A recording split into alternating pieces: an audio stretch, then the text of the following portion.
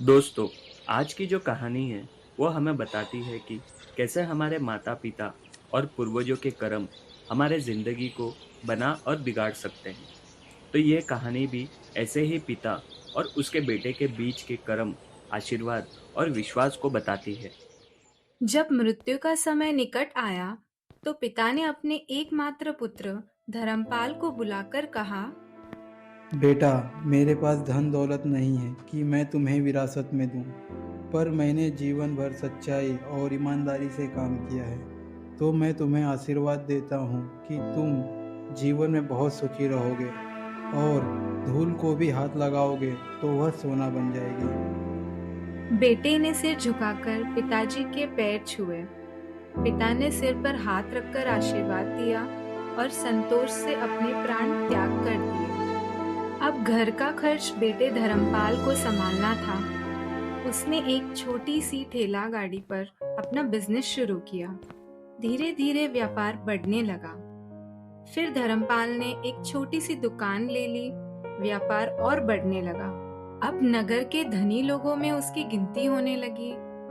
उसको विश्वास था ये सब मेरे पिता के आशीर्वाद का ही फल है, क्योंकि उन्होंने जीवन में दुख उठाया पर कभी धैर्य नहीं छोड़ा, श्रद्धा नहीं छोड़ी, ईमानदारी नहीं छोड़ी। इसलिए उनके वाणी में बल था और उनके आशीर्वाद सफल हुए और मैं सुखी हुआ। उसके मुंह से बार बार यह बात निकलती थी। एक दिन एक मित्र ने पूछा, तुम्हारे पिता में इतना बल था तो वह स्वयं धनी क्यों नहीं हुए, सुखी क्यों नहीं हुए?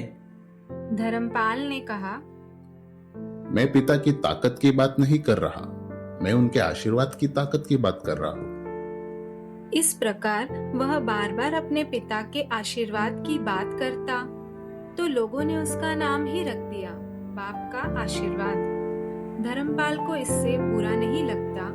वह कहता कि मैं अपने पिता के आशीर्वाद के काबिल निकलूं, बस यही चाहता हूँ। ऐसा करते हुए कई साल बीत गए।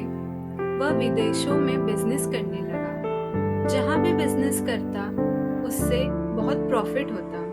एक बार उसके मन में आया कि मुझे प्रॉफिट ही प्रॉफिट होता है, तो मैं एक बार लॉस का भी अनुभव करूं।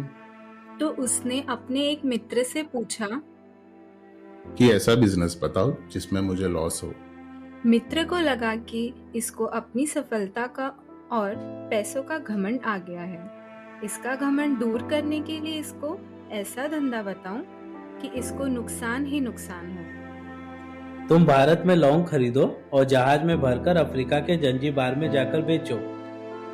धर्मपाल को यह बात ठीक लगी। जंजीबार तो लौंग का देश है, वहां से लौंग भारत में लाते हैं और यहाँ 10 से 12 गुना भाव पर बेचते हैं। भारत में खरीद करके जंजीबार में बेचे तो साफ नुकसान सामने दिख रहा है। परंतु धर्मपाल ने तय किया कि मैं भारत में लौंग खरीदकर जंजीबार खुद लेकर जाऊंगा। देखो कि पिता का आशीर्वाद कितना साथ देता है। नुकसान का अनुभव लेने के लिए उसने भारत में लौंग खरीदे और जहाज में भरकर खुद उनके साथ जंजीबार द्वीप पहुंचा। जंजीबार में सुल्तान का राज्य था। धर्मपाल जहाज से उतरकर एक लंबे रेतीले रास्ते पर जा रहा था, वहां के व्यापारियों से मिलने को। उसे सामने से सुल्तान जैसा व्यक्ति पैदल सिपाहियों के साथ आता हुआ दिखाई दिया। उसने किसी से पूछा, ये कौन है? ये सुल्तान है। सुल्तान ने उसको सामने देखकर उसका परिचय पूछा। मैं भारत के गुजरात का व्यापारी हूँ और यहाँ पर व्यापार करने आया हूँ। सुल्तान ने उसको व्यापारी समझकर उसका आदर किया और उससे बात करने लगा। धर्मपाल ने देखा कि सुल्तान के साथ सैकड़ों सिपाही हैं, परंतु उनके हाथ में तलवार, बंदूक आदि कुछ भी न होकर बड़ी बड़ी छलनियां हैं। उसको आश्चर्य हुआ। उसने विनम्रता पूर्वक सुल्तान से पूछा, आपके सैनिक इतनी छलनी लेकर क्यों जा रहे हैं?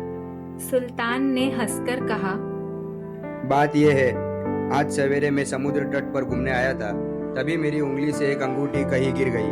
अब रेत में अंगूठी कहाँ गिरी पता नहीं, तो इसीलिए मैं इन सैनिकों को साथ लेकर आया हूँ। यह रेत छान कर मेरी अंगूठी उसमें से तलाश करेंगे। अंगूठी बहुत महंगी होगी। नहीं, उससे बहुत अधिक कीमत वाली अनगिनत अंगूठियां मेरे पास है, पर वह अंगूठी एक फकीर का आशीर्वाद है। मैं मानता हूँ कि मेरी सल्तनत इतनी मजबूत और सुखी उस फकीर के आशीर्वाद से है, इसलिए मेरे मन में उस अंगूठी का मूल्य सल्तनत से भी ज्यादा है। इतना कहकर के सुल्तान ने फिर पूछा, बोलो सेठ, आप क्या माल लेकर आए हो? लौंग। सुल्तान के आश्चर्य का ठिकाना नहीं रहा। यह तो लौंग का ही देश है सेठ, यहाँ लौंग बेचने आए हो? किसने आपको ऐसी सलाह दी? जरूर वह कोई आपका दुश्मन होगा। यहाँ तो 1 पैसे में मुट्ठी भर लौंग मिलते हैं। यहाँ लौंग कौन खरीदेगा? और तुम क्या कमाओगे? मुझे यह देखना है कि यहाँ भी मुनाफा होता है या नहीं। मेरे पिता के आशीर्वाद से आज तक मैंने जो धंधा किया उसमें मुनाफा ही मुनाफा हुआ। तो अब मैं देखना चाहता हूँ कि उनका आशीर्वाद यहाँ भी फलता है या नहीं। पिता का आशीर्वाद? इसका क्या मतलब? मेरे पिता सारी जीवन ईमानदारी और निष्ठा से काम करते रहे, परंतु धन नहीं कमा सके। उन्होंने मरते समय मुझे भगवान का नाम लेकर मेरे सिर पर हाथ रखकर आशीर्वाद दिया था कि तेरे हाथ में धूल भी सोना बन जाएगी।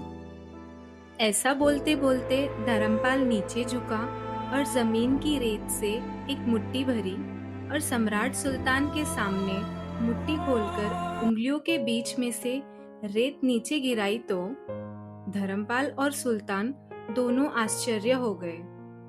उसके हाथ में एक हीरे जड़ित अंगूठी थी। यह वही सुल्तान की घूमी हुई अंगूठी थी। अंगूठी देखकर सुल्तान बहुत प्रसन्न हुआ। हे खुदा, आपके जादू की कोई सीमा नहीं है। आप पिता के आशीर्वाद को सच्चा करते हो। फकीर के आशीर्वाद को भी वही परमात्मा सच्चा करता है। सुल्तान और खुश हुआ, धर्मपाल को गले लगाया और कहा, मांग सेठ, आज तू जो मांगेगा मैं दूंगा। आप 100 वर्ष तक जीवित रहो और प्रजा की अच्छी तरह से पालन करो। प्रजा सुखी रहे, उसके अलावा मुझे कुछ नहीं चाहिए। सुल्तान और अधिक प्रसन्न हो गया। उसने कहा, सेठ, तुम्हारा सारा माल मैं आज खरीदता हूँ और तुम्हारी मुंह मांगी कीमत दूंगा। इस कहानी से ये शिक्षा मिलती है कि पिता का आशीर्वाद हो तो दुनिया की कोई भी ताकत कहीं भी तुम्हें पराजित नहीं होने देगी। पिता और माता की सेवा का फल निश्चित रूप से मिलता है। आशीर्वाद जैसी और कोई संपत्ति नहीं। बालक के मन को जानने वाली माँ और भविष्य को संवारने वाले पिता, यही दुनिया के 2 महान ज्योतिष है। अपने बुजुर्गों का सम्मान करें, यही भगवान की सबसे बड़ी सेवा है।